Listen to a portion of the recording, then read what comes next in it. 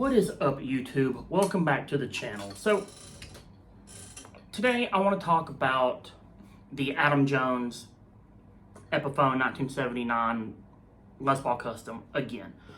Right, I made a video about this guitar 3 months ago, and I just got the guitar and I did, like a demo and stuff where you could hear it and everything, and I'm not going to do that again because I already done that. The point of this video is I've had this guitar for about 3 months, and it has been my main live guitar since I got it. I think the week I got it, I literally threw strings on it and played it at a show that weekend. 2 days after I got it or something. So I've used this guitar at every live show over the past 3 months. So probably close to 7 or 8 shows. And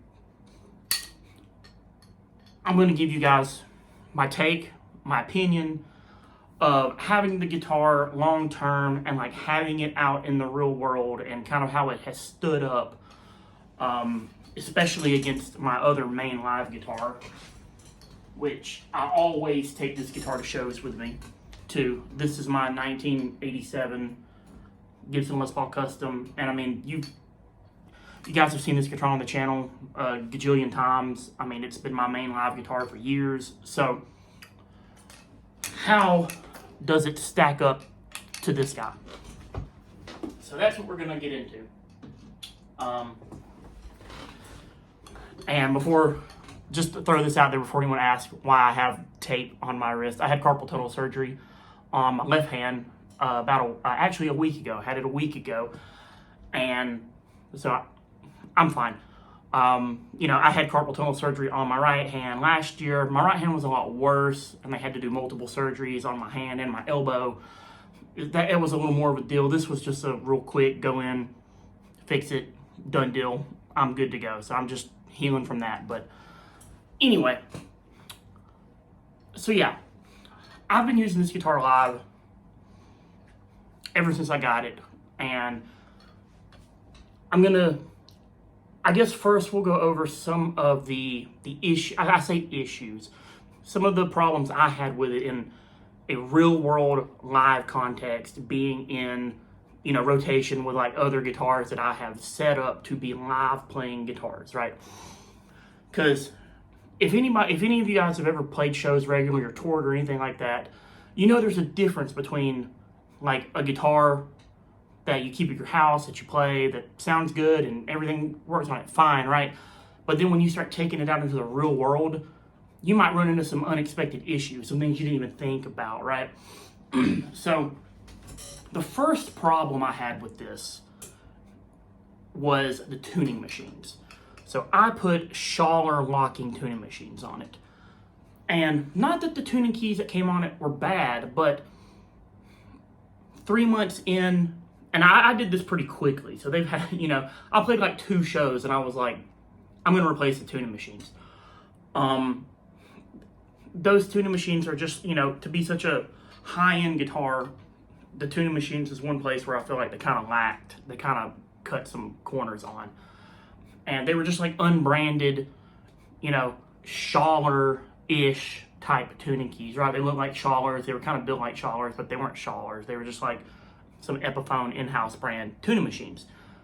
And that kind of bugged me because, if you buy the $799 Epiphone Les Paul Custom, it comes with Grovers on it, right? So why not just throw Grovers on it? I know that's not an Adam Jones thing, but the one thing I will give them is they made it, because those other tuning machines were a lot like Schallers, they made it to where when I replaced this with actual Schallers, I didn't have to do anything. I just popped those off and popped these on. You didn't have to re-drill any holes or, ream out the peg holes, or you didn't have to do anything like that. They were just a straight drop in, right?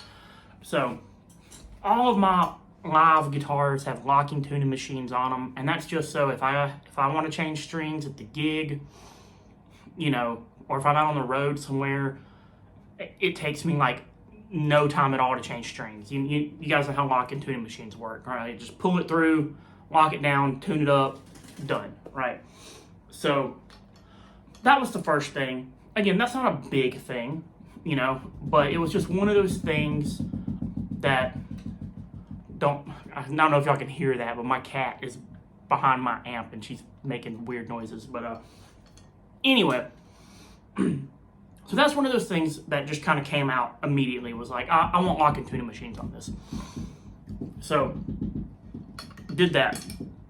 The other thing was, and again, this is just a thing I do, all my guitars have these DiMarzio clip lock strap locks on them, right? And Epiphone put these like that posi lock strap thing buttons on them, right? They're cool, I guess. They're better than nothing, but like, you know, for playing live, I don't trust anything except this, right? Like, so these straps are indestructible. I've been using them for like 20 years. Never had one fail on me. So that was something I immediately did too. And the other thing I did, and this might be a little picky, but again, you know, it's my preference. My band uses in-ear monitors. And to someone out in the audience through front of house, you might not have noticed a difference at all whatsoever. All of my live guitars have very similar bridge pickups in them. Very similar specs, very similar outputs, the same kind of magnets, right? Like, and I noticed that when I would when I would switch between this guitar and my white Les Paul, when I would switch between them, this pickup sounded different in my ears. Like the EQ was just different. My live tone was like EQ'd specifically around like an Alnico 5 magnet type higher output pickup. And the Seymour Duncan distortion that came in this had a ceramic magnet in it. And when I would swap guitars, it just seemed, you know, even my bass player told me after like the first show, he said, yeah, when you swapped to the Epiphone, like it was different in the ears and it just set in the mix different, right? And so I swapped it out for a Seymour Duncan JB, Alnico 5, you know, high output. So I swapped it out for a JB just to make it more similar so that there wasn't that difference if I had to swap guitars in the middle of a set, you know. Again, that's a really picky kind of particular thing. And again, would anyone in the crowd notice that? Probably not, because they don't have, you know, an IEM shoved in their ear, like blasting the guitar tone right in their brain like we do. But we could all hear the difference. So did that. And those are really only the three things I did: strap locks, different bridge pickup, locking tuning machines. As far as how this guitar has held up, it's held up great. I mean, it stays in tune well, which I know, you know, the joke Gibson's Epiphone is like, oh man, the tuning, this guitar has held up great with the tuning. I actually do like the Epiphone lock tone bridge and tailpiece system, because when you do change strings, they don't fall off, which is great. So if I'm having to change strings, like in a green room, or just like sitting in the venue in the back somewhere behind the merch table, you know, if I'm having to change strings somewhere like that, I don't have to worry about the bridge and the tailpiece falling off the guitar. That in combination with the locking tuning machines just makes changing strings out in the wild like super easy. I really like the Gibson Custom Bucker in the neck.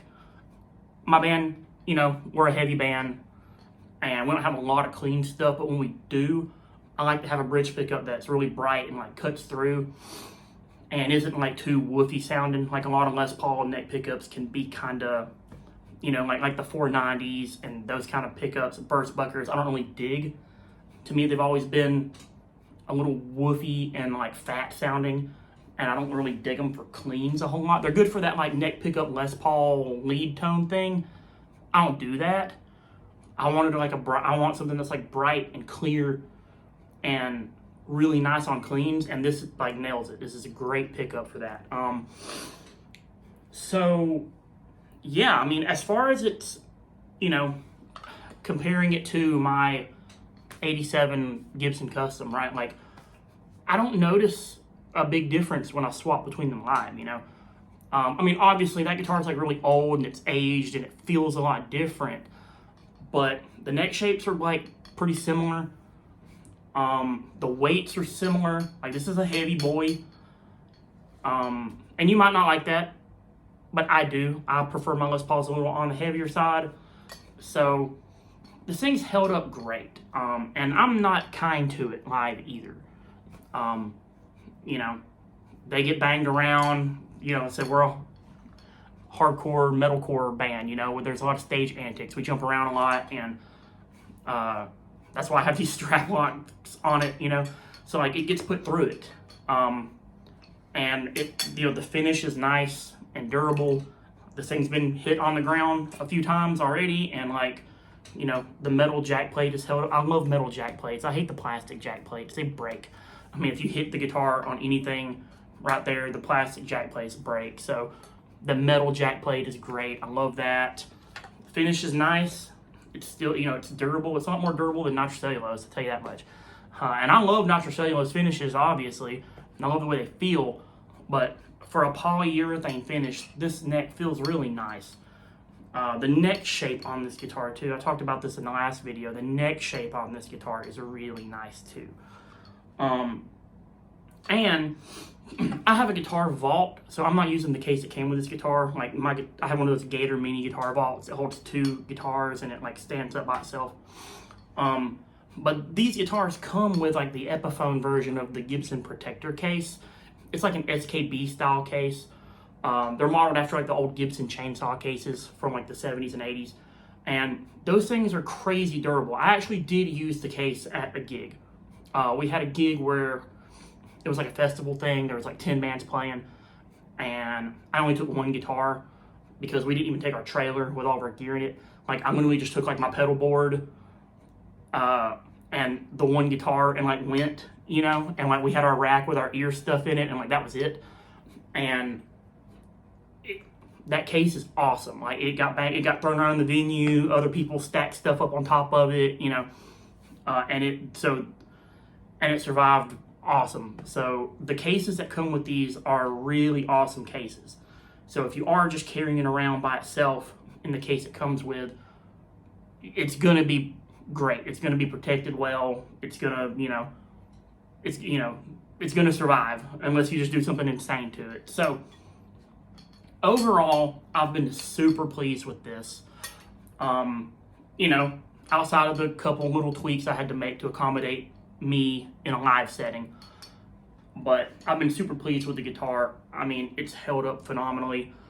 It sounds great. I've even just used it to record some new stuff for my band. So I wound up using this in the studio to record 2 new tracks with. And, like, overall, I'm just super pleased with it, and I'm just really happy with it. And I think Epiphone knocked it out of the park with these, more or less, right? For a guitar that costs this much money, I really feel like, again, like, the pickup thing is just my preference, right? And it's just how, like, my band's rig is set up. I'm not knocking the distortion. It's a great pickup. It's just, all things considered, the JB worked a lot better for me and my band and how our rig was already set up around my previous guitars. So the really only big thing I would kind of gripe on Epiphone about is the tuning machines. For a guitar that costs $1,500, I get that you want to keep it, like, original, or not even original, but, like, in that vein of, like, Adam Jones, right? So Schallers are kind of expensive, right? You don't really carry anything else that has Schallers on it. I get that. But, like, maybe just put Grovers on it. I don't know. I know some people might have mixed opinions about that, but I feel like if I'm paying $1,500 for a guitar, it shouldn't have, like, in-house, no brand name Chinese tuning machines on it, right? Like, it should have something good, name brand on it, right? Like, that's just how I feel about it. So that's my only big gripe, was I didn't really dig the tuning machines, especially on, like, this price level of a guitar. So if you're, thinking about getting one of these and you're kind of thinking about how it's going to hold up in a live situation, I would definitely recommend it. Like I said, I love it. It's become my main live guitar because I don't worry about it as much as I do, like, some of these guys if they get banged up or something like that, right? So, but it also sounds good enough for me to take into the studio and actually record some tracks with. So overall, I've been very pleased with it, and it's got me wanting to, I really want to check out one of the new inspired by Epiphone Les Paul Customs, like just the regular, you know, Les Paul Customs that have the Gibson headstock and stuff. I want to check one of those out, maybe see how it stacks up to this. Might try to pick one of those up eventually, so we'll see. But I hope you guys dig the video. If you've been thinking about getting one of these, you know, maybe that'll kind of help you, you know, a more long-term kind of view of it. Someone that's actually taken it out in the wild and put it through its paces and used it in the real world, and not just like had it for 10 minutes and made a YouTube video about it, right? So, hope you guys like the video. Hit the like button, hit the subscribe button. If you've got one of these and you've used it in the real world, let me know how it's, you know, held up. If you have one of the new inspired by Gibson Les Paul Customs, let me know what you think about them, because I've really been wanting to check those out. So, thank you guys. Thank you guys for tuning into the video, and I will be back next week.